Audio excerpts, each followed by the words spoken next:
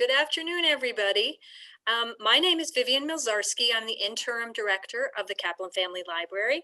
I'd like to welcome you to this afternoon's iROC. On behalf of my iROC team, Barbara Petrozelli, the Assistant Vice President for Academic Affairs, and Dr. Evan Merkhofer, an Associate Professor of Biology. For those of you who may not have attended an iROC before, iROC stands for Investigating Research on Campus, and it's basically a bi-weekly forum where we highlight the research of the MSMC community. There are presentations on a wide variety of topics for every interest, so watch for upcoming presentations that are coming your way.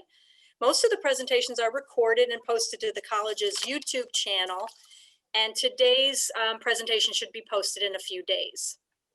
A few housekeeping matters. If you have questions, you can post them to the chat or ask them at the end, and Professor Russell will handle them at the end of the presentation. We can go back to the chat and look at the messages that were put in there.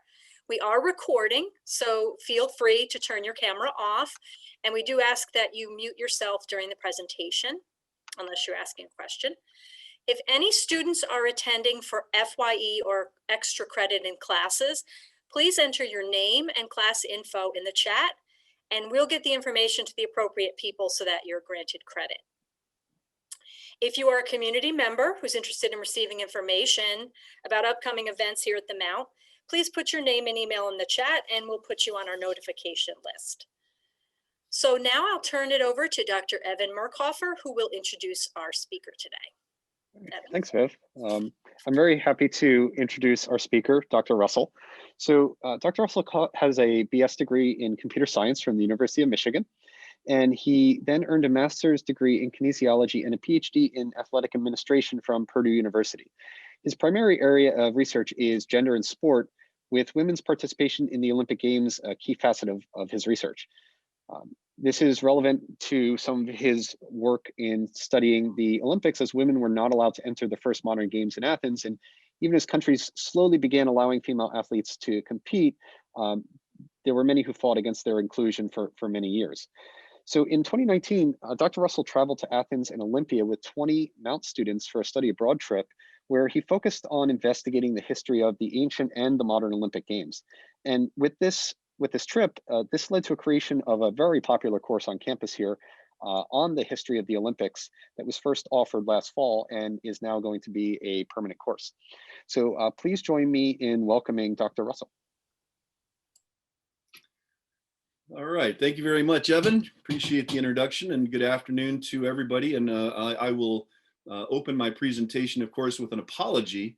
Because back in January, when I signed up to do an iROC on April the 8th, I had no idea that it was going to be perhaps the nicest day of the year so far. And so for those of you who are not having an opportunity to be outside right this minute, I do apologize for that.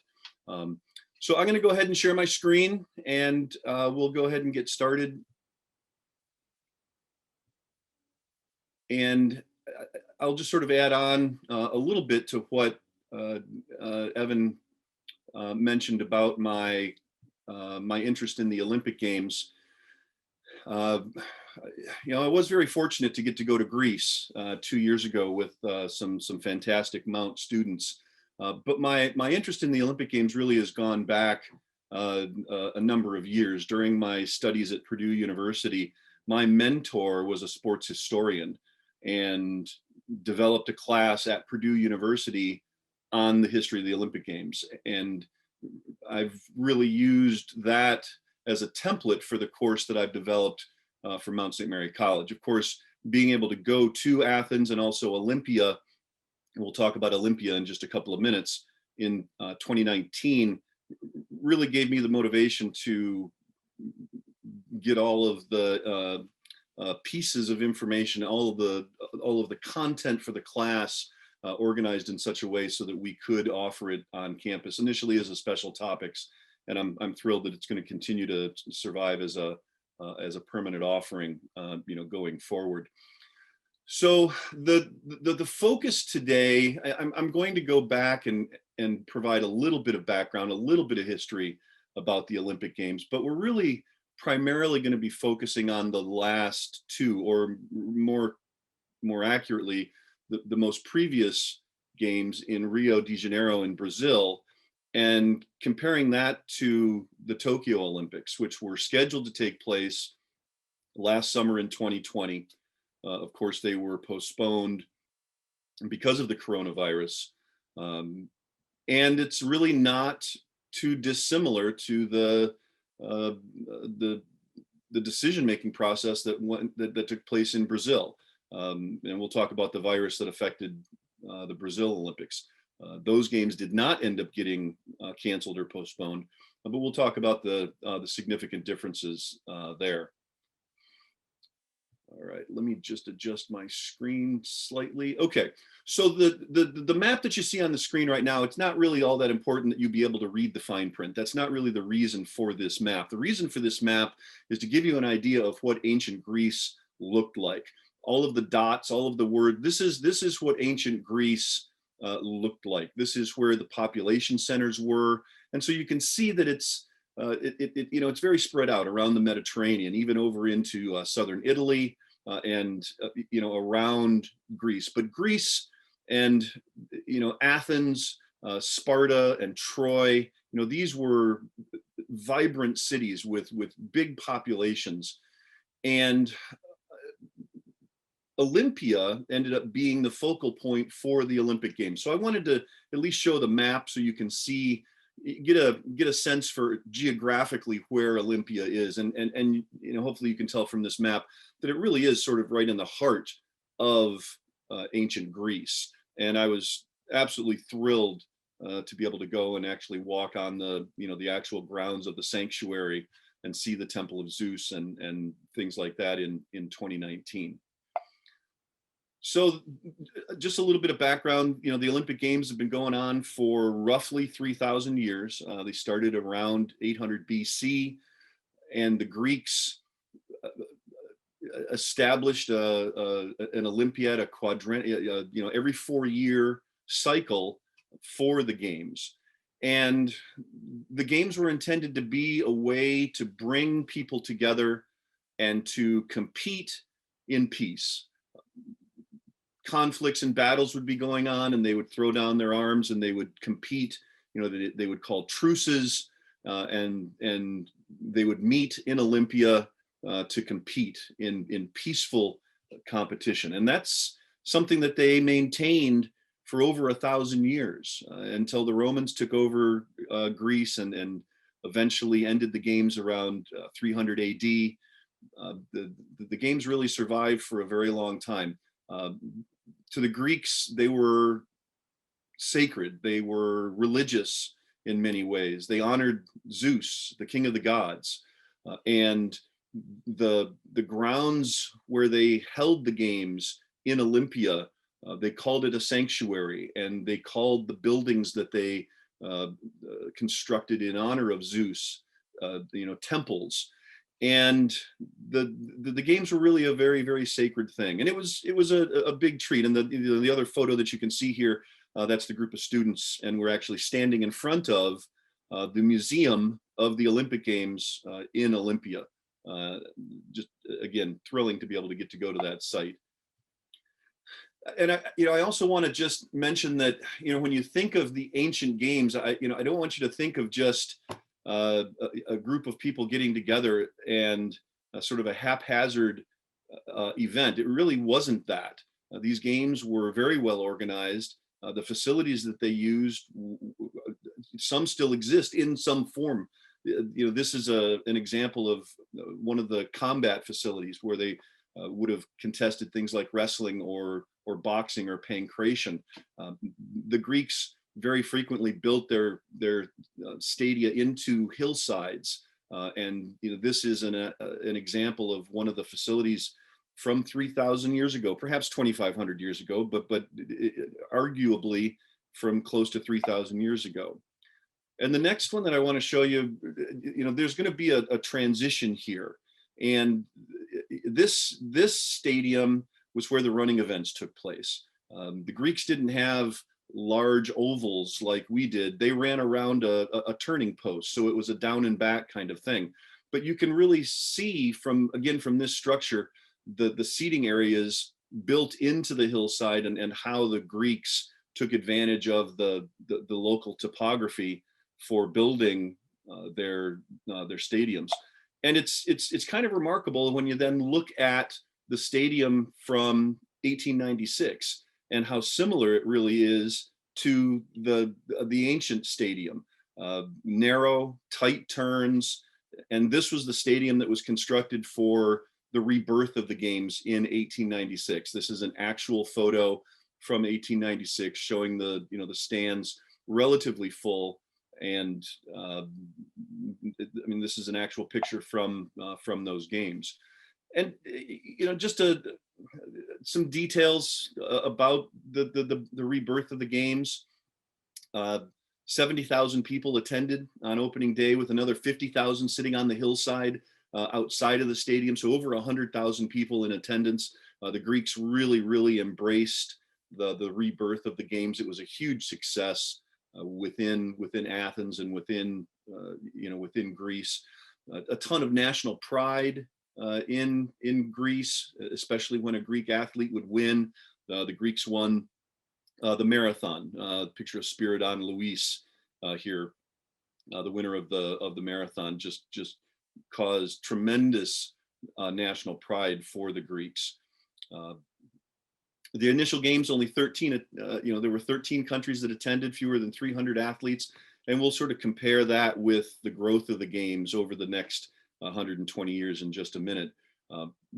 But one thing to really sort of point out, and it's a theme that carries through even to today, something called the Olympic paradox. And the Olympic paradox is this idea that the Olympics are intended to be a peaceful gathering. They're intended to be a place where people from different cultures, from different nations, come together to compete in peace. However, there's a certain sense of nationality where you have national pride. You are competing for your country. You represent the stars and stripes if you're competing for the United States. So that's what's considered to be the Olympic paradox, where the nationalism of competing for your company combined with the international flavor of bringing athletes together in peace to compete. So we're gonna kind of zip through quite a few years here, but suffice to say that the Olympic Games lived kind of a rocky life, successful at times, but there certainly were events and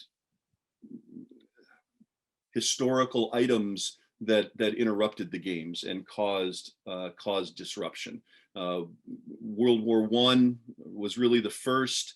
The games were supposed to be in Berlin in 1916, and that didn't happen. World War II, of course, caused a longer delay. The Olympic Games were in Berlin in 1936, and very shortly after that, we entered into World War II, and so the games in 1940 and 1944 were canceled, and even the games in London in 1948, London was still pretty bruised and battered. They did a nice job of hosting the games, but it was pretty tough for them. And then as we progress through the 20th century, we start to run into things like the Cold War and the conflicts that take place between the United States and the Soviet Union. And then, of course, you can't forget in 1972 in Munich, Germany, the Israeli athletes and coaches who were killed by terrorists. So the games went through some tough times, but they did survive. And ultimately in the 1980s, they really began to thrive and grow. And so this chart represents two things. It represents the blue bars represent the number of countries. And so that number is on your left-hand side. And so you'll see, of course, that, in the 1896, with only 13 countries, fewer than 300 athletes, it's really, the games really have grown in the last 120 years to the point now where we're at over 200 countries and in excess of 11,000 athletes. And there were some dips and valleys in the late 1970s, early 1980s. There were some boycotts. that affected participation in the games, but really the growth of the games, especially the last 20 years or so, has really, it's been remarkable, but it's caused some changes to take place, and we'll talk about that. So from Athens to Rio, some of the sort of numerical milestones, over 200 countries, over 11,000 athletes. We're actually getting pretty close to gender equity at the Olympic Games, when you consider that we started in 1896 with 0 female participants, and we're now at 6,000 men and 5,000 women. That's really pretty good. 50,000 volunteers at a modern Olympics, and the Rio Games cost Brazil about $4.6 billion, 75 million tickets sold. So let's talk about the Rio Games, and specifically the virus that impacted Rio in particular. It was called the Zika virus, and it began, at least it was first detected in Brazil. And so there were, much like the coronavirus, there were measures that were taken to try to prevent the spread of the virus, but ultimately it ended up in about 50 different countries. One of the key differences with the Zika virus is that it's a mosquito-borne virus. It can also be spread through unprotected sex, but being a mosquito-borne virus makes it different than the coronavirus, and approaching control of the virus happens really, very, very differently. The main problem, the main issue with the Zika virus were birth defects in pregnant women. And so women in particular had to think seriously, had to give serious consideration to whether they were going to attend the Rio Games. The possibility of either being pregnant as you were competing, or perhaps even becoming pregnant at the games, and then contracting the Zika virus could have really pretty catastrophic consequences. Just again, some facts, and just a reminder about the Zika virus. The mosquito in particular that carried the virus wasn't a terribly skilled flyer, so it didn't actually travel all that far in its lifetime. And the games took place in the winter in Brazil. Remember, in the Southern Hemisphere, if the games take place in August and September, that's not the middle of the summer in Brazil. So the mosquito population really was much reduced, and they did a ton of spraying. The Brazilians, prior to the games, really they did a ton of spraying. They reduced the mosquito population as much as they possibly could, and ultimately they found that the highest concentration of the mosquitoes and the virus were in the northern parts of Brazil, again closer to the equator.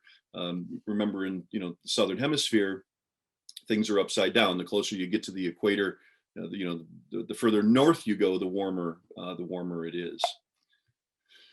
So there's still, with Zika, one of the big problems was a lack of a vaccine. There really were no treatments. It really was just preventative medicine, mosquito repellents, loose-fitting clothing, practicing safe sex. Again, it could be transmitted sexually. Sexual activity could transmit the disease as well. And so the timeline that the Brazilians had to sort of cope with, and again, this was really very similar. Do we cancel the games? Do we move the games? There were health organizations like the CDC, the World Health Organization, and the Pan American Health Organization, who spent a lot of time studying Zika, studying its effects, trying to make determinations about whether it was going to be safe to hold the games in Brazil. The World Health Organization declares Zika a public health emergency in February of 2016.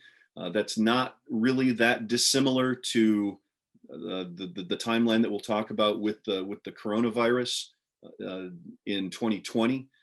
And the CDC, the World Health Organization, and the Pan American Health Organization all recommend that pregnant women not travel to Brazil, which for athletes who have been training their whole lives to compete at the Olympic Games, for those female athletes, that really presented a personal challenge and a personal dilemma that a lot of people had to struggle with and make a decision about. Ultimately, the games do go on, and measures are put in place to reduce the mosquito population.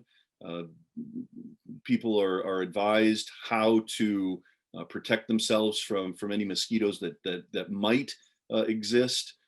And ultimately, those measures were successful.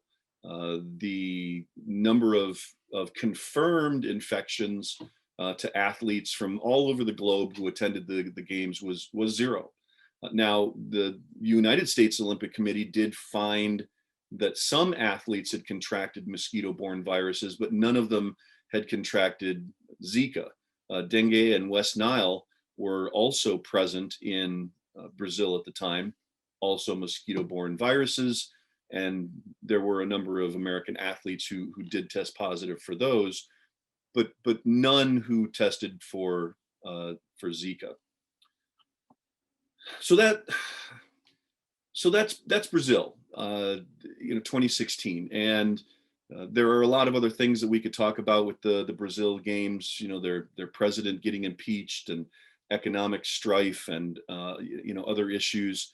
And of course, in my Olympic Games class, we will certainly be talking about all of those things, just like we do really with every games. We talk about a variety of topics. For today, I want to stay focused on the virus and the virus's impacts on the games. And so the timeline that I'm going to talk about now, I probably don't even really need to give you that much detail, because all of you have lived through this timeline. You might not remember some of the details of the 2016 games, but I suspect that virtually every person out there who can hear my voice right now remembers the timeline that I'm going to talk about now, which is January of 2020, where the World Health Organization initially declares the coronavirus as a global health emergency.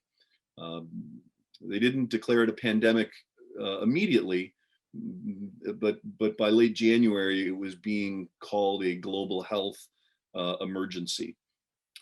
Now, the president of the International Olympic Committee, a gentleman by the name of Thomas Bach, at least through early March, his attitude, his feeling about the games is that we're just going to go full steam ahead.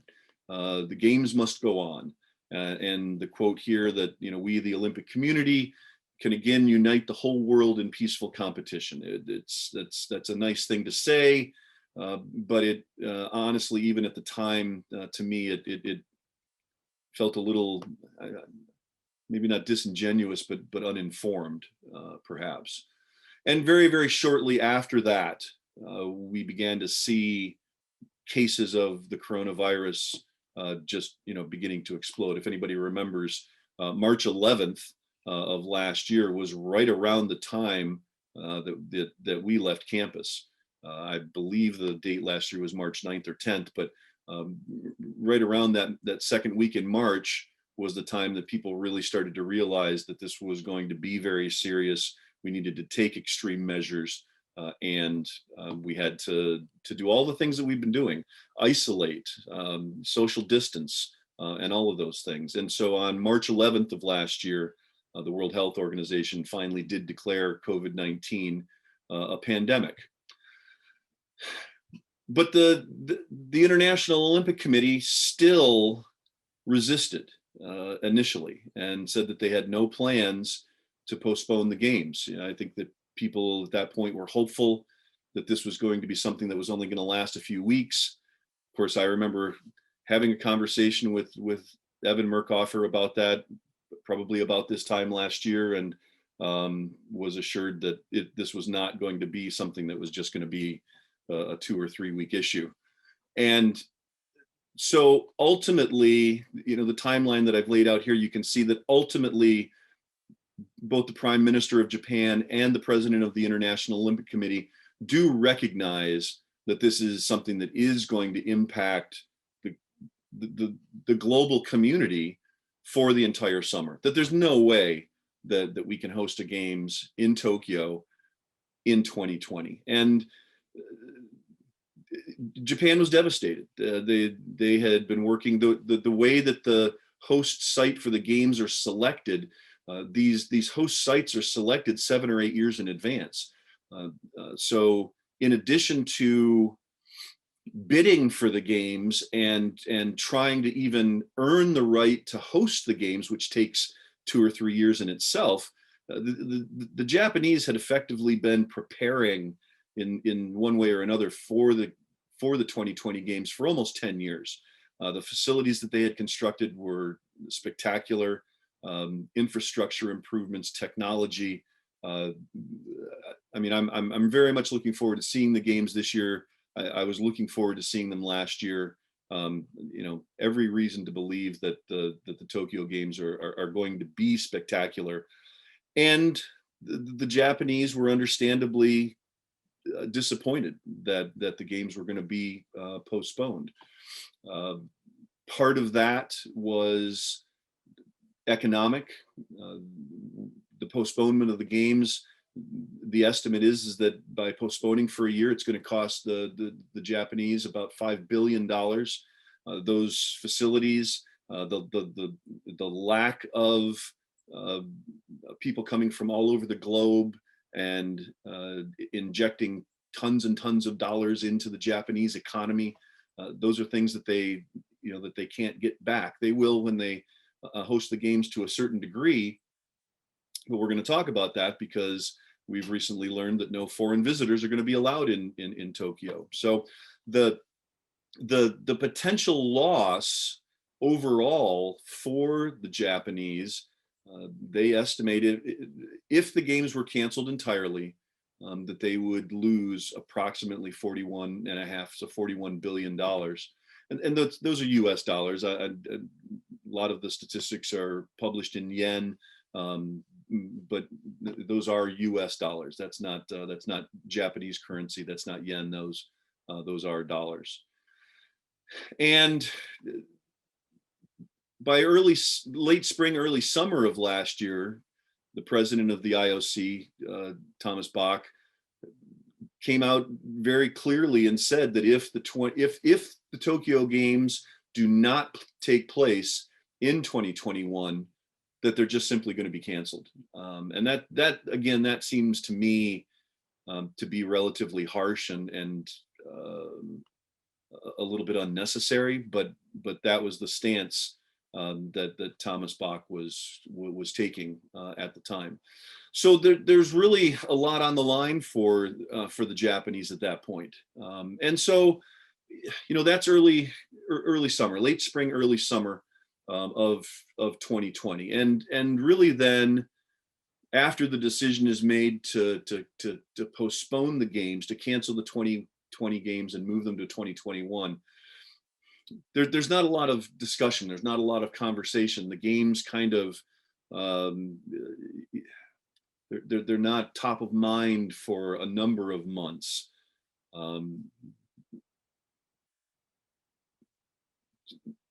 Most of the countries around the world go through a pretty rough summer with spikes in cases and spikes in hospitalizations and deaths.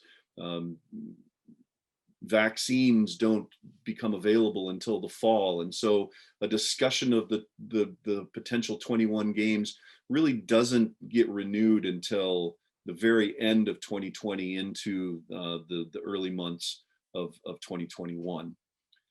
And so the decision timeline really happens in February. The G7 are a group of countries that are world leaders economically and politically.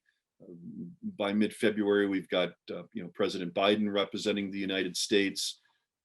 Donald Trump's no longer the U.S. representative at the G7, and the G7 decides to give their unanimous support for the Tokyo Games to be held. Now in February, they admitted that they didn't know exactly what that looked like. They didn't know if vaccines were going to have an impact enough for everyone to travel to Tokyo, both spectators, coaches, officials, athletes, to have what you would call a normal games. But they did give their unanimous support. And then just a few weeks ago, end of March 20th, the International Olympic Committee, in conjunction with the Japanese government and the Tokyo organizing committee, announced that they would not be allowing any international guests to attend the games. And they even went a step further to say that they would refund foreign ticket holders, anybody who had purchased tickets in advance, which most Olympic Games tickets are purchased in advance, that any foreign ticket holders will receive full refunds for the tickets that they purchased. So again, from an economic standpoint, and I'll show you a slide in just a minute here that's going to talk about the revenue and expenses and things like that. That's going to be a big hit. Sure, there are going to be lots and lots of people from the country of Japan, lots of Japanese citizens who will attend the games, but ultimately not having an international audience in person. I mean, that's just it doesn't just affect ticket sales. I mean, it affects everything else. It affects the economy in so many ways: hotels and travel and food and just every part of a host city that benefits from the hundreds of thousands of people who travel to watch the games. So the other thing that the Japanese have done, and I'll just spend a couple of minutes talking about the COVID-19 countermeasures that they're putting into place, and they've already begun to distribute a booklet to the various national Olympic committees, so the U.S. Olympic Committee and the different Olympic committees from the other countries around the world are already being educated on what the COVID-19 countermeasures are going to be once they arrive in Japan. And this slide actually is taken directly from that booklet. Basic things: wearing a mask, no handshaking, washing hands, but even to the extent of no loud voices, no yelling and talking loudly. Body temperatures are going to be checked. Examples of infection prevention, and again, this is a page right from the booklet that the Japanese are distributing to the various national sports federations. Maintaining distance, wearing a mask. In the Olympic Village, food is not going to be served buffet style. Each athlete will be served an individual portion. There won't be athletes all just sort of grazing at the food bar like they might normally be, and also barriers put in place, acrylic partitions on the tabletops. All of the training facilities are going to be cleaned on a very regular basis and disinfected to make sure that those facilities are safe for all of the athletes. And then also special air ventilation in all of the residential units for the Olympic athletes. The athletes themselves are going to have to go through testing before they arrive. Once they do arrive in Japan, in Tokyo, and then while they're there, they're going to go through regular screening. They're going to be tested at least once every 4 days. They're going to be traced throughout their stay in Japan through the use of apps on smartphones. They're going to be traced in the Olympic Village. They're going to be traced at the competition venues, and they're going to be traced really wherever they go throughout Japan. And for those spectators who do come, and again that'll be limited to only Japanese residents, citizens of Japan. They've also put out preventative measures for spectators at the Olympic venues as well. So to get to the sort of the point, right? I mean, the question here that's asked at the very beginning of the presentation: can the games survive? I think the short answer is yes, but it's complicated because if you look, for example, at the expenses that Tokyo is going to have, there are a lot of expenses on here that they've had ongoing really for the last 6, 7, 8 years as part of the preparation for hosting the games. Expenses that they're not going to get back if the games aren't held. Permanent infrastructure, temporary infrastructure, the venues themselves. Every host really tries to put on the best face possible. This is a way to show off for the rest of the world, and to again, it's a sense of national pride. And so the expenses for building the venues and the facilities that are going to be used, over $7.5 billion. The staffing, when you talk about the different staff who work at the Olympic Games, people who run the game operations, security, medical, everything, maintenance, adds up to almost $7 billion, and almost $1 billion in COVID-19 countermeasures. So this number that I've put here, 23.1 billion, that's actually, I found that about 3 days ago. So that's a relatively current, a relatively recent estimate of the overall expenses, again, in US dollars, for the games. The original projected expense was around 7.5. So we're already looking at about 3 times the expense for Tokyo to host these games. And so on the revenue side, really the only thing there that's going to change is that now we're not going to see the same level of ticket sales.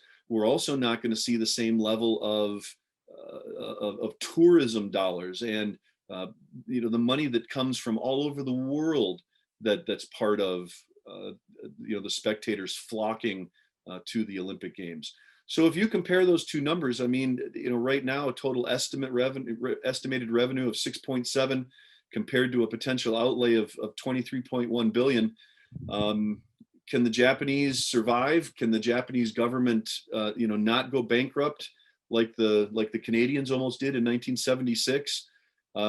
Sure, they'll survive, but it makes it really, really tough. It makes it really, really difficult going forward for countries to want to host the games. And that's really kind of where we've arrived now with the Olympic Games, is that we've arrived at a time where the games have gotten so big. The graph that I showed you before that showed the growth not only of the number of countries, but the number of athletes.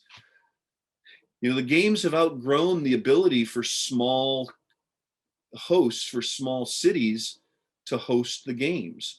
And so what we see, for example, the upcoming Winter Games in 2022, and this is going to feel a little bit odd because we're going to have the Summer Games in July and August of 21, and 6 months later we're going to go to the Winter Games in Beijing, and it's going to feel a little bit odd to have them that close together. But Beijing, big city, even for the Winter Games. The 2026 Winter Games in Italy are actually being hosted by 2 cities, again because of the size of the games. And the Summer Games, and the Summer Games still dwarf the Winter Games. They really are much larger in scope, many times more athletes, many times more countries. And you can see the types of cities that are scheduled to host the Summer Games. In fact, when the last bid process happened, when the International Olympic Committee was accepting bids for hosting the Summer Games, Paris and Los Angeles were really the only two legitimate bids that were submitted. And so what the IOC decided to do in that particular case was accept both bids, because both cities were prepared to host the games. And the concern was that there might not be that many other cities out there that are prepared to host the games. Places like Athens, Greece. It's nice that Athens hosted the first games in 1896. They got another shot at hosting the games a little over 100 years later. But by today's standards, Athens is not a big enough place to host the games. And so, again, the short answer to the question is, will the games survive back-to-back viruses? Will they survive, drop in tourism dollars, drops in spectators being able to attend the games? Yeah, they'll probably survive. But boy, it's really kind of tough. To have two games in a row. Well, I guess that's a little bit like Mount St. Mary College having SACAC one year and a virus the next year. It's tough. It makes it really, really tough. And so, will the games go on? I believe they will. But it's going to be a tough thing, and it's going to take big cities with the ability to really host the scope of the games more than some of the smaller hosts that we've had in the past. So that's going to wrap things up. I'm happy to take any questions, and I'm going to stop sharing my screen so that I can see what's going on. I forgot to ask how long I was supposed to be talking, so I apologize if I went past my time. But you're perfect, Scott. Well, yeah. Let's not use those terms. But thank you. My students will tell you that that's absolutely not true. But again, I'm happy to field any questions that anybody might have about this incident in particular, the viruses, or if anybody has any questions about the games in general. I seem to be a walking encyclopedia of the Olympics, and I'm happy to talk on any topic, really. Let's see, any questions in the Yeah, I have a question for you. Going back to the original Olympics, which were basically based on groups, tribes, whatever you want to call them, decidedly taking a truce period to enable them to compete. Today, it has become so political, and especially for the United States, because most countries support their athletes, whereas in the United States, you're up to yourself to support yourself and get to the Olympic Games. You get very little American support from the government. So there's a lot of political tension that arrives now with the political games, with the Olympic Games taking place. And how do you think that's going to impact the future of the Olympic Games also? Well, sure. And, it's a great conversation, and you and I could probably talk for hours on that topic. But I will say that the gentleman in particular who was the heart and soul behind starting the modern games, his name was Pierre de Coubertin. Coubertin absolutely believed in the sanctity of the games. He posed the question, do you want the games to be a circus or a temple? And his point is that do you want them to be this vaudeville type show, or do you want them to be something sacred that is a place where people come and they lay down their arms and they compete in peace? And so the founder of the modern games, Coubertin, really felt very strongly that was the case. And what happened was world wars, honestly. World War I sort of postponed the games. And then really with World War II, Hitler used the 1936 Olympics as a huge propaganda show. That sort of started and then you've got the Cold War, where the United States and the Soviet Union are competing on every front: the space race, athletics, politics, everything. But to your point about government support, I would argue that American athletes are very highly funded. And I base that on the United States collegiate athletic system, because very few other countries have a collegiate athletic system as robust and as well funded as the NCAA. And so while you're right, we don't specifically have government run academies like, you know, soccer and some of the other sports do. Our athletes in the United States, and you know, by extension, there's a lot of foreign athletes who come to the United States who take advantage of that as well. The NCAA really does provide an awful lot of funding for athletes to train for their Olympic sports.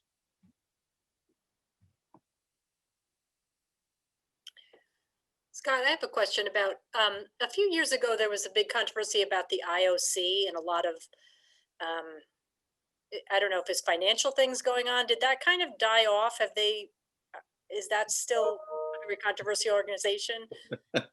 Oh, corruption never dies. You know, so what Vivian's talking about is that, you know, I talked about the process of bidding for the Olympic Games, and as the games got to be bigger and bigger, corporate sponsorships, billions of dollars coming from Coca-Cola and McDonald's and Sony and Samsung, people wanted to host the games. And what really it really started in 1996 in the United States. In 1996, that was going to be the 100-year anniversary of the modern games, and the whole world just knew that Athens was going to host the 1996 games. Of course they were. It was the centennial anniversary. Who else could possibly host the games? Well, in fact, Coca-Cola sponsored a tremendous bribery campaign that landed the Olympic Games in Atlanta, Georgia, instead of in Athens. And honestly, for about the next 10 or 12 years, the gloves were off, and the games kind of went to the highest bidder at that point. Now, there have been measures that have been, you know, put in place, and a lot of those people ended up losing their jobs. There was a huge turnover in the International Olympic Committee. You know, the people who replaced the outgoing folks were supposedly selected specifically for their integrity and to bring, you know, to revive the good name of the Olympic Games. But I've got to say, you know, you still have literally billions and billions of dollars being thrown around at the Olympic Games. There's going to be some corruption, and I honestly don't have an answer for how you get away from that 100%. I have a quick question. Can you hear me? Yes. Oh, okay, Go good. ahead, Riz. So it seems to me the easiest solution would be to sort of give Tokyo the next round and everybody else go 4 years down the line. That way, the cost that has already been invested is recouped, or the opportunity cost of lost investment is minimized. I have a quick question. The second one is, if there is a cancellation, do we still keep the same cycle, or the cycle gets differently done? Or the summer, especially the summer one, is it still the 4 year, or if there is a cancellation, could it be third year? Yeah, that's a great question. You know, both, you know, good questions. The short answer is that we've never done this before. In the past, for World Wars, when we canceled games, for example, in 100 years ago in 1916 in Berlin, the Berlin Games were just simply canceled. And then in 1920, when they went to Antwerp, that was just the next games. They just passed over Berlin. Part of that also is that in 1920, Berlin wasn't in any shape to host an Olympic Games either. But it's really kind of uncharted territory. We've not ever pushed the games back from 20 to 21 like we just did. And the Japanese, for whatever reason, were very adamant about not wanting to push it back. And you know, to your point, Riza, then let's say that the Japanese host the games in 2024. then we move Paris to 2028, and we move Los Angeles to 2032. We just sort of, move things out. For some reason, the Japanese were very adamant about not wanting to do that. And because we don't really have a To precedent. their detriment in many ways, looks like. Yeah. They're going to lose the whole thing. Well, true. And the other answer to your question is that they're, The cycle, does the cycle change? If, yeah, they're not going to change the cycle. No, they're still going to stick with the, these are considered to be the 2020 games. So even though they're going to take place in the 21 calendar year, they're still throughout Olympic history, they're going to be referred to as the 2020 games. The 2024 games are going to happen in Paris we hope in 2024, and in Los Angeles in 2028. That's the cycle that the International Olympic Committee has established, and that's what they're planning to stick with. that makes sense. So Scott, can I ask a follow-up question? A lot of this discussion talks about kind of the benefits of the Olympic Games, but also the cost. And I know in the last number of years, there's been a lot of discussion among potential cities about who's going to shoulder the burden of the cost of the infrastructure and things like that. How do you think something like COVID, which has really shown in a lot of ways how has affected how the budgets of a lot of localities work, how do you think that might affect maybe future places that would or would not put their hat in the ring for Olympic Games? Well, I think that it's, again, I think that we're looking at a smaller and smaller pool of potential applicants. If you go back to some of the past games that were held in places like Helsinki, and some of the cities that we think of that might be nice places to visit, but aren't big enough to I mean, Athens, Greece is not big enough to host the games. But to your point, Evan, you're talking more about, the economic side of it. I think we're also eliminating certain countries, right? Greece, again, right now is not, economically, they couldn't absorb a $5 billion hit, right? It's countries like the United States or Germany or the UK or France that have the economic support, the economic foundation to be able to absorb a loss. And I'm afraid that at least for the short term, that's where we're going to see the games held. We're going to see the games held in places where people can recover from, from a financial loss. I just want to sort of add to, so games only grow because there is potential to make money. I'm sure people are investing based on gains.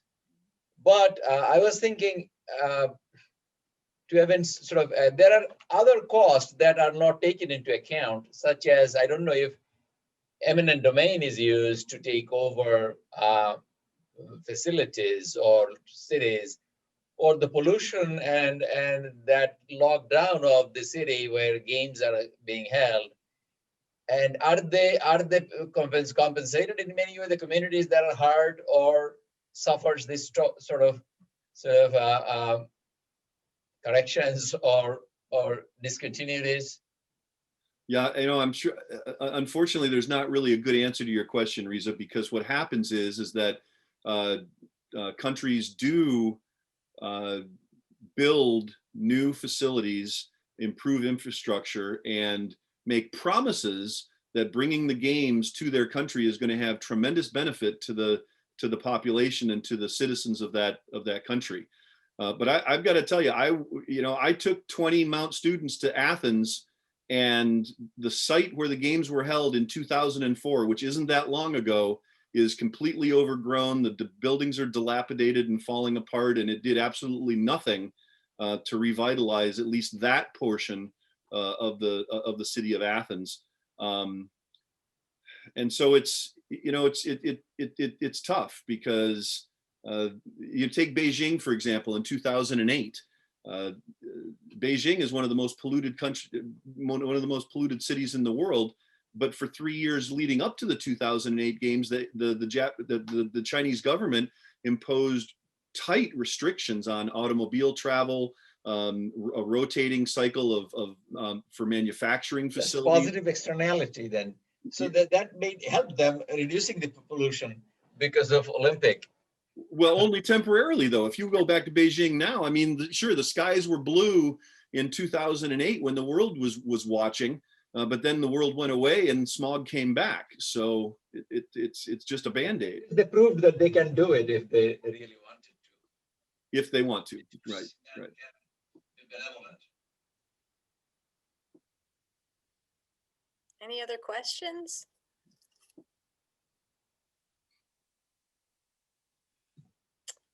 Well, thank you, Scott. This was great.